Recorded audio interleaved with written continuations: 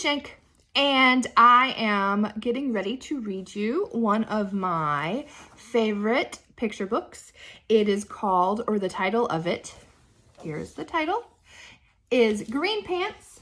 The author, and the author is the person who wrote the book, is Kenneth Kraegel. And this is a story about Jameson, and Jameson loves his green pants. He thinks that in his green pants, he can do just about anything. And then he gets invited to a very special occasion. And so we need to see what he figures out. What will he do? Here we go. Green Pants by Kenneth Kraegel. Jameson only ever wore green pants. When he wore green pants, he could do anything. How many pairs of pants does he have in his closet? I count 1, 2, 3, 4, 5, 6. 6 pairs of green pants. Jameson could dunk. Whoa. He could dive.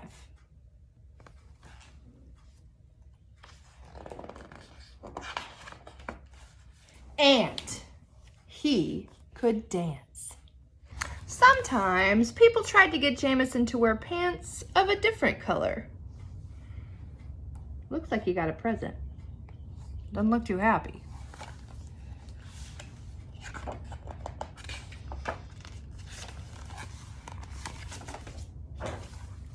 But one way or another, Jameson made sure they didn't end up in his closet. How many places do you see pants where they shouldn't be? One day, Jameson's cousin Armando came with his fiancée Jo. Jo had the nicest smile Jameson had ever seen, and her eyes seemed to sparkle like the autumn sun shining upon a running river. "Hey, Jameson, we have a question for you," Armando said.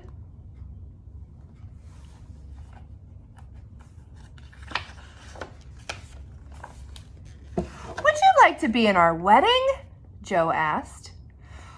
"Absolutely," Jameson replied, staring deeply into Jo's eyes. Aww. The next morning, Jameson's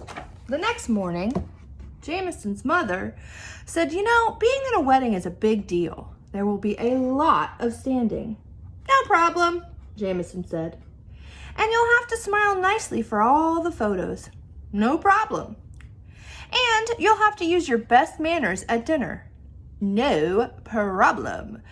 "And one more thing," his mother said slowly. "You will have to wear a tuxedo." "Okay," Jameson nodded. "No problem." "Jameson, the tuxedo will be black." "What?" Jameson gasped. "Black pants? Black? Are you sure?"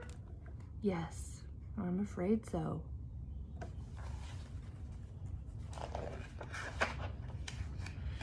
At the tuxedo fitting, Jameson rejected every pair of black pants he was given to try on. But he was quite impressed with how striking the green pants looked with the rest of the tuxedo. His mother, however, remained firm. "If you want to be in the wedding, you'll have to wear black pants."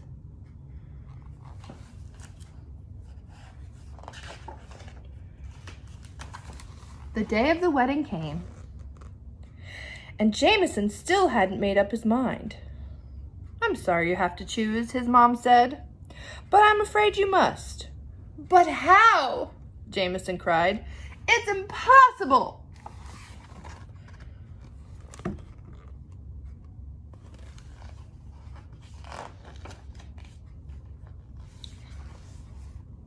But all too soon, it was time. "Okay, Jameson," his mother said moments before the wedding began. "This is it. Have you decided?" "No." Well, it's a tough decision, but I know you can figure it out. She kissed his forehead and went inside. Jameson sank in despair. But how? How do I make such a decision? Arrgh!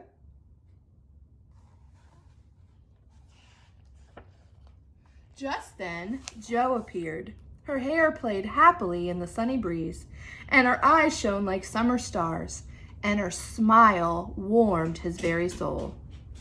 Hey, Jameson, I'm so glad you're here. I'll see you inside. And as quickly as she'd appeared, she was gone. Beautiful bride-to-be. Jo's soft, sweet voice lingered in the air, and in that golden moment, Jameson's choice became clear. What do you think he's going to do?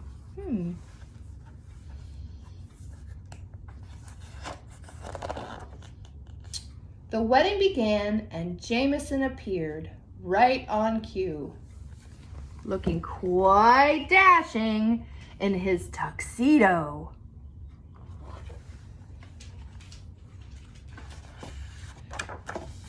During the ceremony, Jameson stood very still. Afterward, he posed for every picture with perfect charm and grace. At dinner, he was pleasant and courteous, and his manners were impeccable. But the moment the dance music began,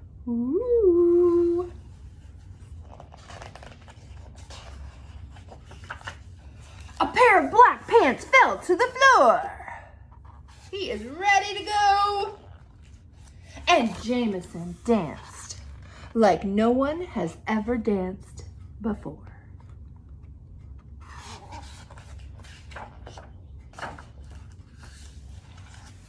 So what did Jameson decide to do? Why do you think he decided to do that? Why was it important for him to make such a big decision? I don't know. Think about it and you let me know. And for my older friends who are watching, what do you think the message or the theme is of this little book? And what can we use? How can we apply this to every day? And finally, for my students, I want you to think about some of the figurative language that is in here. Especially when we talked about Jo.